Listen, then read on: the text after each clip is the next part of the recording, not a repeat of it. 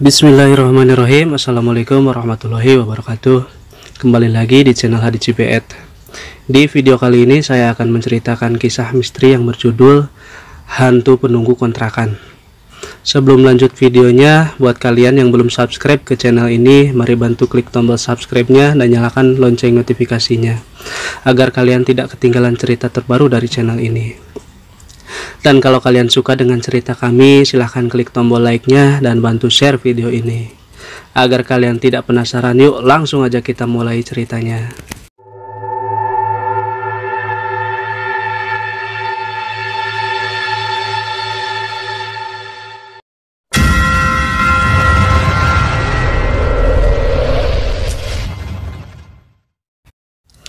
Sarah adalah seorang wanita yang sekarang tinggal di kota kecil Jawa Barat. Ia harus pindah ke kota kembang itu untuk menuntut ilmu di salah satu universitas ternama di sana. Saat pindah ke Bandung, Sarah pergi bersama ayahnya. Ayahnya mengantarkan Sarah ke rumah kontrakan yang akan dihuni Sarah selama menuntut ilmu. Di kontrakan itu, Sarah juga akan tinggal bersama dua orang saudara sepupunya yang juga menuntut ilmu di tempat dan angkatan yang sama dengannya. Saudara tertua bernama Jenny dan saudara yang lebih tua dari Sarah bernama Ava. Sarah merupakan yang paling kecil dari mereka bertiga. Maklum, baru lulus SMA tahun yang sama. Selama 2,5 jam di perjalanan, akhirnya ia tiba di kota Bandung. Ini adalah pertama kali Sarah tinggal jauh dari orang tuanya. Perasaan campur aduk tentu dirasakan Sarah. Setelah mobil terparkir, Sarah bergegas turun dari mobil, mengambil barang-barang bawaannya. Sambil mengangkat bawaan, Sarah dan ayah langsung menyusuri sebuah gang kecil.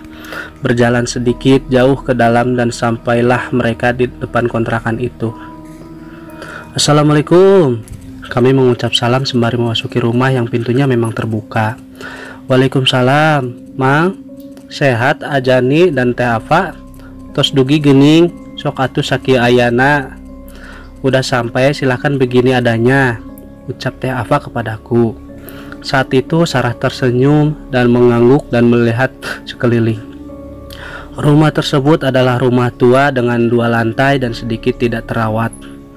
Saat itu Sarah memaklumi hal tersebut, apalagi budget yang ia miliki untuk menyewa rumah kontrakan sangat terbatas. Tangga menuju lantai 2 adalah tangga kayu dengan pegangan kayu. Terlihat asal-asalan dibuatnya.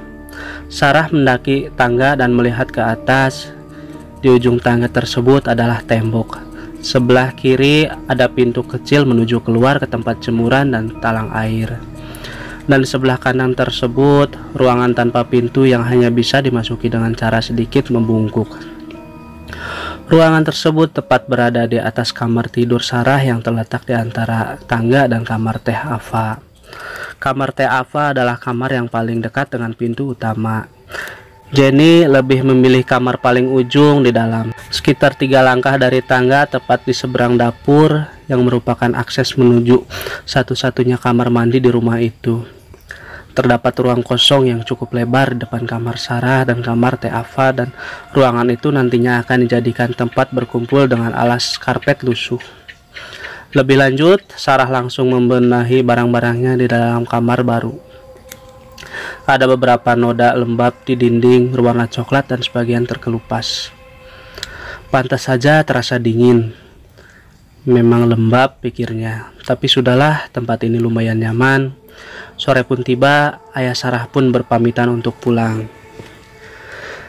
Dengan berat, Sarah melepas kepergian karena tak tega membayangkan penghuni rumahnya hanya tinggal ayah dan mamahnya saja. Perlu diketahui, kedua kakak Sarah sudah memiliki kehidupan masing-masing di luar kota. Tentu sebagai anak bungsu merasa berat untuk meninggalkan orang tuanya.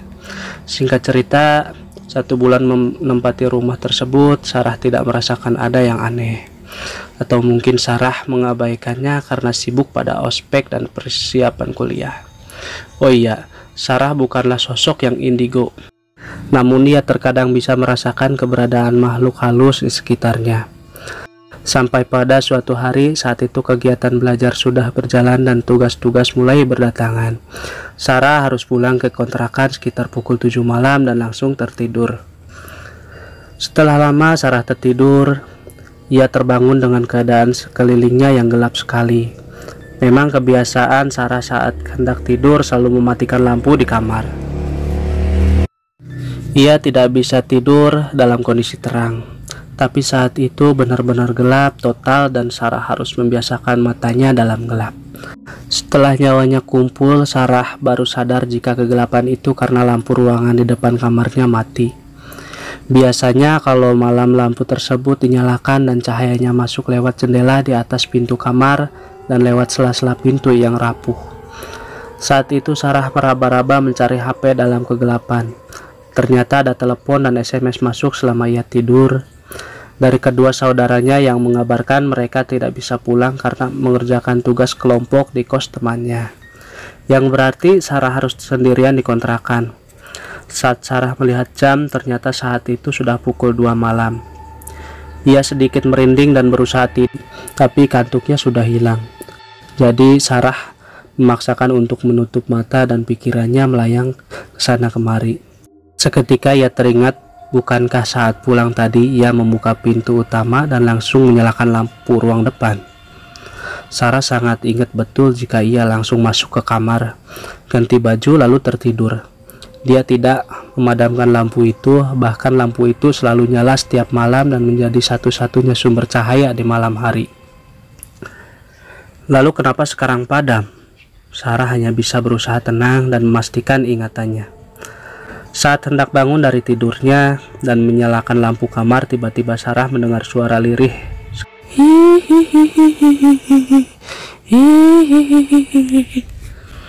Deg. Detak jantung Sarah saat itu serasa berhenti. Seketika ia mengurungkan diri untuk berdiri. Sarah hanya duduk di atas tempat tidur sambil memegang erat selimut. Sarah diam dalam posisi waspada, ragu antara yakin mendengar suara tawa dan berusaha meyakinkan diri sendiri bahwa ia hanyalah salah dengar. Ia terus berusaha fokus, tapi yang didengar hanya hening. Pelan-pelan Sarah kembali posisi tidur. Berhati-hati sekali, seakan-akan membangunkan sesuatu yang ia pun tak tahu apa. Suara langkah kaki kecil berlari melintas di depan kamarnya. Otak Sarah langsung merespon jika itu adalah tikus. Tikus? Iya tikus. Atau mudah-mudahan tikus, dipikirnya. Belum selesai ia meyakinkan diri sendiri, suara lain membuatnya kaku, sekaku-kakunya. Duk, srek, duk, srek. Suara sesuatu diseret.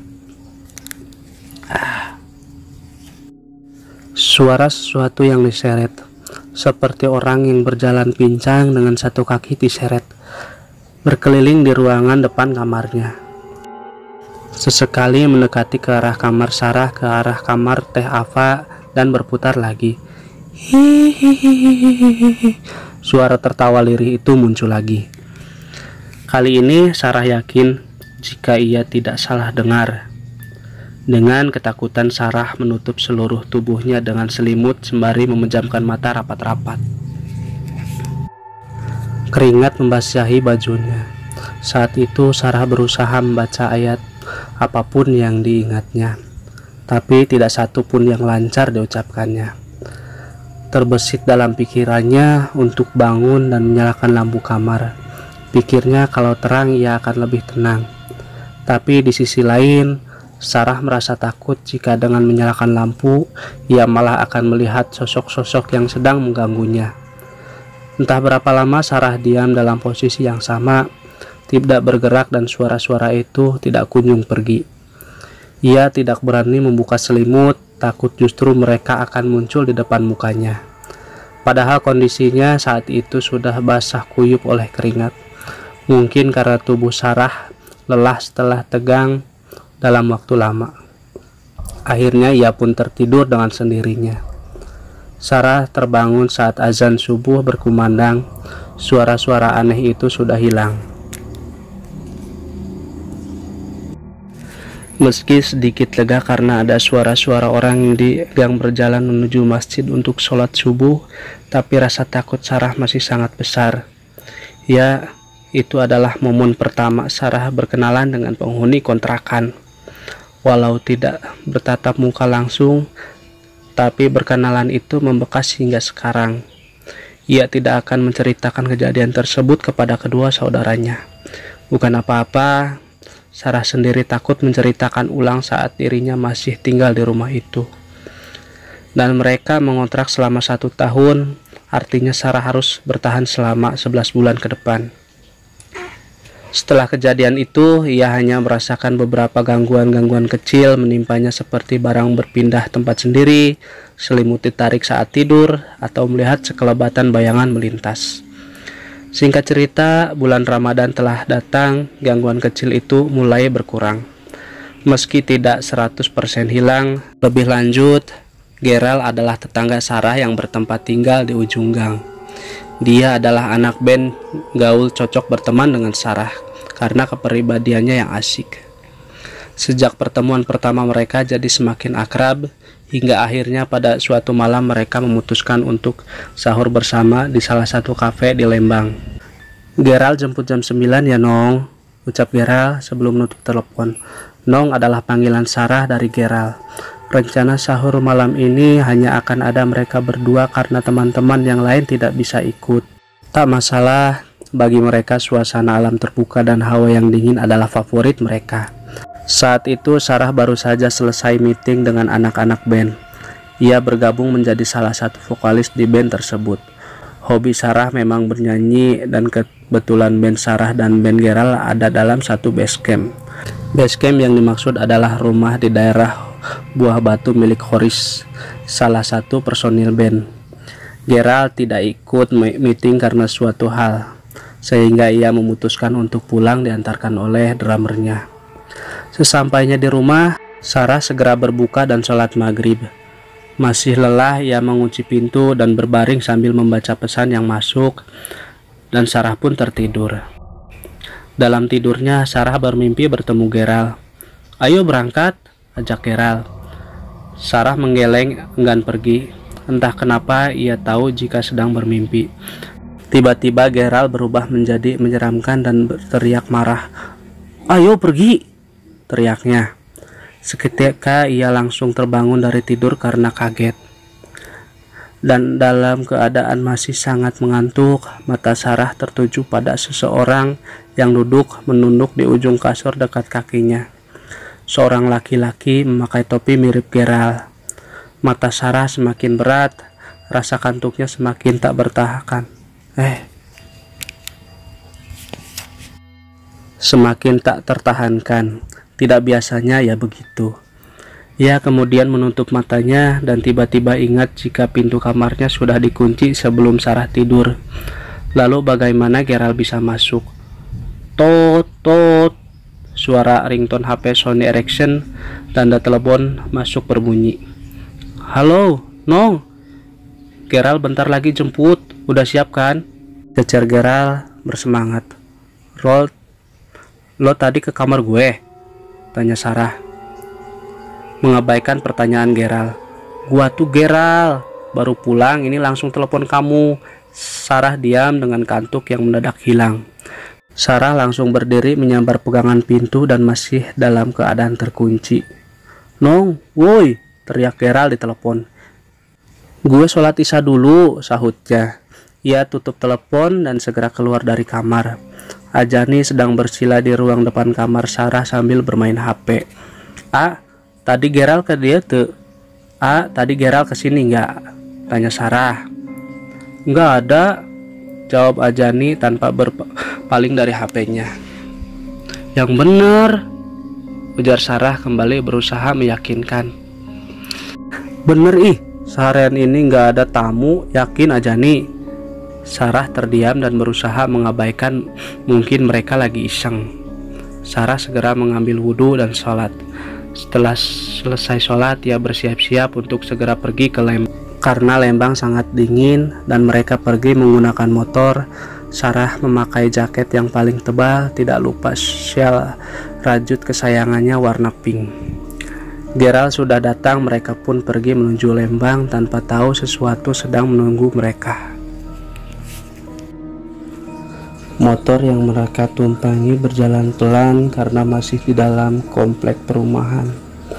Mereka tidak berbicara satu sama lain dan hanya sibuk dengan pikirannya masing-masing. Ketika mendekati sekolah SMA, Sarah melihat seorang kakek berjalan pelan. Sarah terus memperhatikan kakek tersebut tanpa sadar. Kakek tersebut berada jauh dari motor mereka, posisinya di sebelah kanan, berjalan membelakangi Sarah dan Gerald. Semakin lama semakin mendekat, hingga di pertigaan SMA, kakek itu mengambil jalan ke kanan, persis seperti yang akan mereka lakukan. Setelah kakek itu belok kanan, dalam hitungan 2 detik mereka pun mengambil jalan yang sama dengan si kakek. Tapi saat motor berbelok, tidak ada siapa-siapa di sana. Jalanan sepi, tidak ada satu orang pun berjalan kaki. Sontak Sarah otomatis mencari si kakek. Jalan komplek itu lurus tanpa ada belokan lain ataupun gang. Tidak mungkin kakek itu bersembunyi. Gerald menyadari keganjilan gerak-geriku. Kenapa, Nong?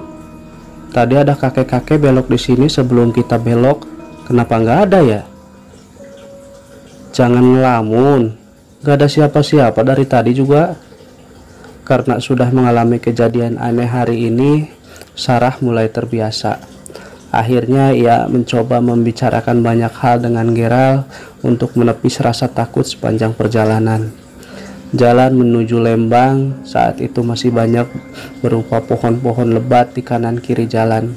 Saat itu tepat di tanjakan kafe yang akan mereka datangi, Sarah melihat seekor kucing hitam melintas di tengah jalan dekat sekali dengan lintasan mereka. Tapi Gerald sama sekali tidak memperlambat kecepatan motor.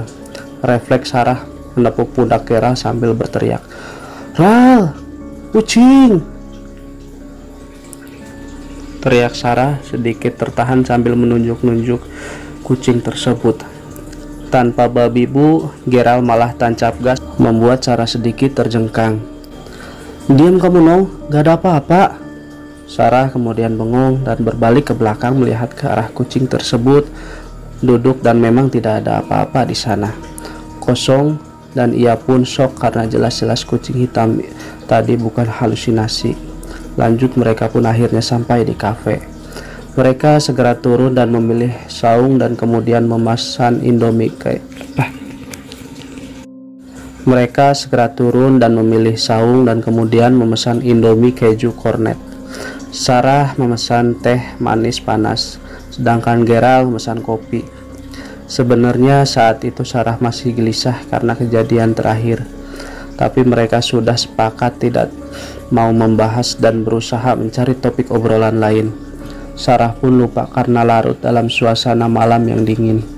Langit cerah berbintang ditemani minuman hangat, rasanya nikmat sekali. Tak terasa waktu imsak datang. Tanda mereka harus segera pulang agar bisa menunaikan ibadah sholat subuh. Kami meminta bil.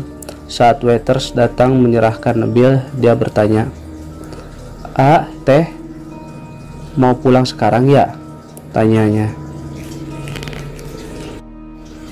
"Iya, jawab Sarah dan Gerald barengan. Yakin?" sahutnya menyelidik. "Iya, biar keburu sholat subuh," Gerald membalas. "Suatu hati-hati ya di jalan," ujarnya. "Ya, makasih ya," sahut Sarah. Terima kasih yang sudah nonton video ini. Jangan lupa klik tombol like-nya. Wassalamualaikum warahmatullahi wabarakatuh.